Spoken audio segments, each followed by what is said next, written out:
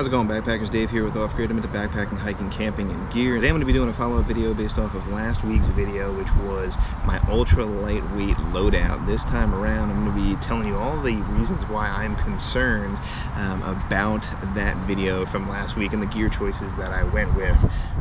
Mostly because I kind of broke this down into a few different areas, one of which is going to be the gear that I selected as alternatives to things that I had already had. Another category is going to be the gear omissions that I made, or things that I had to kind of like take out in order to hit that ultra lightweight 10-pound list. And then the last one is basically going to be talking about sort of like what went right, or things that I'm not as concerned about or just didn't have time to talk about in that original video. So first up, if you haven't already checked out that video, make sure you head on over and check that one out. But let's just dive right into all the different categories for today.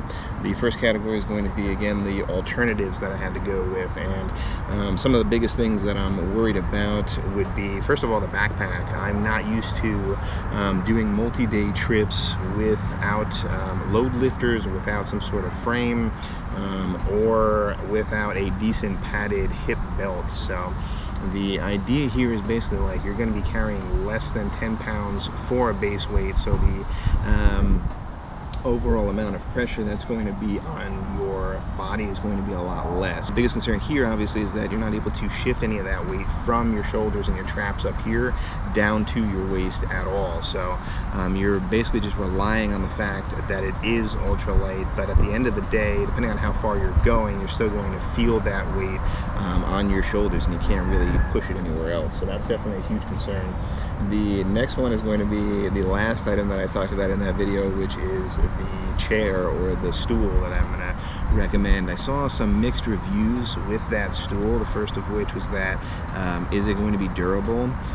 It is sort of like a tripod or three-leg design, so if you kind of shift your weight, because it's ultralight, if you shift your weight in any one particular way, or if it's on sort of like soft ground, I really worry if the legs are going to either end up collapsing because they're telescoping in design, or if they're just going to end up snapping.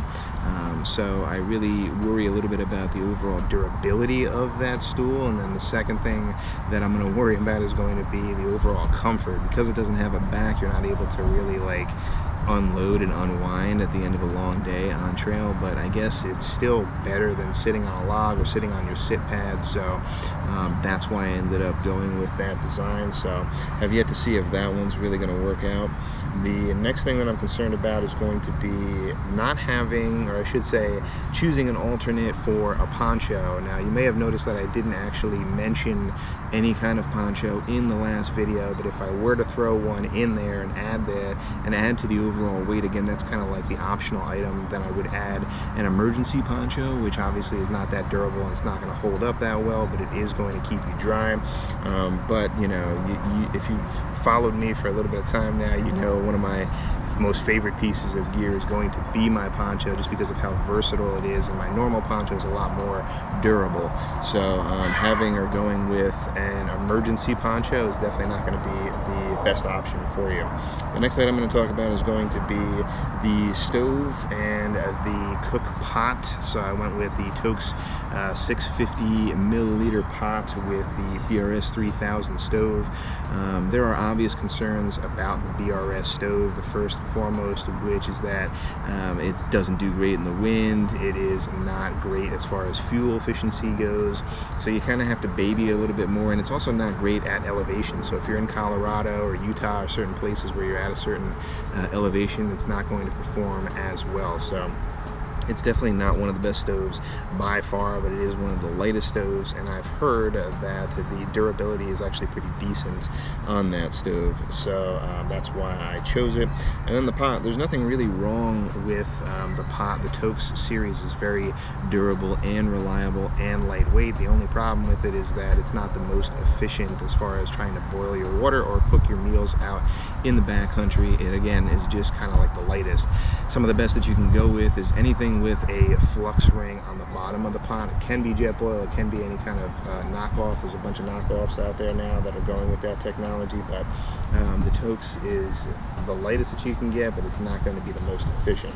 And then the last piece of gear that I'm going to talk about in this category here is going to be the pillow. Originally, again, I had mentioned in the last video that I was going to go with the Trekology pillow, but I decided not to because I tried it for like one night at home and just hated the thing. I really dislike inflatable pillows. I can't stress that enough.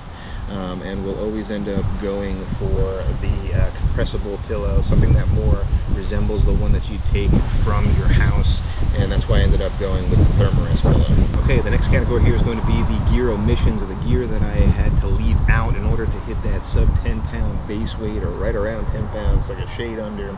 The first of which, and this one hurt, probably, this one was one of the ones that kind of hurt the most, and that was going to be my beloved Gigapump, or the one from Flextail, whichever one that you prefer there. It's a 3-ounce light and pump combo. It's really good to just have an additional light source that you can kind of like hang up in your tent at night while you're either reading or watching a movie or something like that. And then obviously not having to either like use your mouth or pack an additional pump sack for your pad is ideal when you're out there, but I had to leave that off in order to save some of the weight. It's just kind of like one of those things that like you don't necessarily have to have when you're out there, but it's kind of like a nice to have. It really makes your overall enjoyment a lot better. The next item is going to be the workman gloves. I really love bringing a set of gloves. There's a lot of people that I've either seen or have hiked with who never end up bringing them, but I really enjoy it for a couple of different reasons. The first of which is that you can use it to keep your hands cleaner, you know, pulling up tent stakes, shaking out your tent, rolling up your tent, just ends up like not getting all that dirt all over your fingers. If you're a little bit more of a neat freak, I guess, like me, or a clean freak like me, I just like try to avoid it if I can. And then the second of which is, you know, if you're processing firewood or you're handling a hot pot off of your stove or whatever, just having that heat barrier or additional like protection for your hands is definitely ideal. But I had to leave that one out. The next piece is going to be no additional clothing really whatsoever. You'll notice on my list that the only thing that I had recommended was the Senshi hoodie, and then basically just whatever you go out and hike with. That's obviously kind of like the grossest way that you can go out and do things, but a lot of people end up doing it that way. And I had mentioned that I recommended a bunch of those compressible towels, so you can kind of do a wipey shower in between, but with no additional clothing, it really is going to be stinky when you're out there. So kind of cringing on that one because I really like to stay, again, as clean as I can out there. And then the other part of that is I didn't recommend any cleaning pieces or cleaning items either. So in one of my previous videos I had mentioned how to stay cleaner when you're on trail, and in that one there were a couple of items that you can use to forego additional clothing and at the same time still stay cleaner on trail. So I had to omit those items as well. The other two items that I had to get rid of would be some sort of fire starter, like an SB cube, or a saw as well. So a silky saw or anything else to process firewood. There's none of that in that list, to try to keep it as lightweight as possible. So that kind of stinks. A lot of people like to have a fire when they're at camp. I'm one of them, but again, this one is kind of built mostly for the weight and for being a little bit quicker out there, so some of the stuff had to go. And then another thing that I carry that I didn't put on this list was the Thermodrop thermometer. Some people might want to know what the temperature is when they're out there or what it drops to at night, so that's why I usually carry something like that, but I had to leave it out of this list. And then the other things are a lot smaller or specific to me, like I wear contacts, so I would have to bring that, but I didn't necessarily recommend it for you guys. Or things like something to floss with, or Q-tips, like general hygiene, comb, mirror, stuff like that, like in your toiletry kit, that I just kind of like left off because you don't 100% need it. It's just, again, nice to have when you're out there to make you feel a little bit more comfortable. And that's it for the first two categories. Let's switch over to one of the things that I wasn't really worried about, or sort of kind of like worked itself out and kind of went right, and that is the fact that you may have also noticed that I had omitted a puffy jacket, or that additional layer to kind of like keep warm. Again, a couple reasons for that here. The first of which is that it's a summer loadout. You don't necessarily need to have a puffy when it's a little bit warmer out. But the other thing is because, and I had mentioned in that video that the quilt that I recommended was from Enlightened Equipment, and it was the Revelation quilt, but it had the zippered bottom, or the open bottom, so that you can kind of open it all the way up. And the reason for that is so that you can use it as a blanket when you're just kind of like sitting around camp, or as an additional layer to kind of throw over you if the temps do dip a little bit colder and you need that additional layer. And it's also because for puffy jackets, you're not going to really wear them for that long. It's basically at least a half a pound or heavier when you're out there, and 9 times out of 10 you're not going to wear it when you're on trail either, because you're just going to sweat like crazy in the thing. It's going to get wet, and then it's going to compress it down. It's not going to be useful. So that's why I just didn't even go with a puffy jacket at all. So you have an additional option for a quilt to throw around you if you need that extra warmth. And the only drawback for that would obviously be that you're not as mobile with it. So if it is a little bit colder in the morning or late at night and you have to do some camp chores or activities, you can't really like have the thing draped around you and be active. But overall, especially if you're stationary, then it'll definitely do the trick.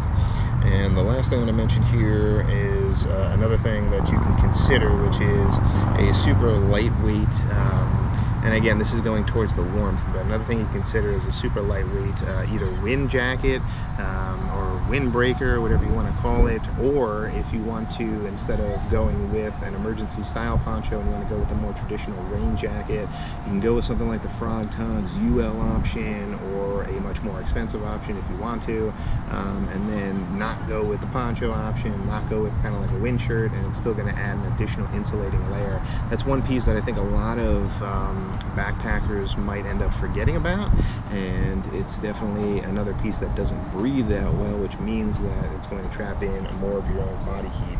So that's one that you can go with as well if you don't want to go with the poncho option.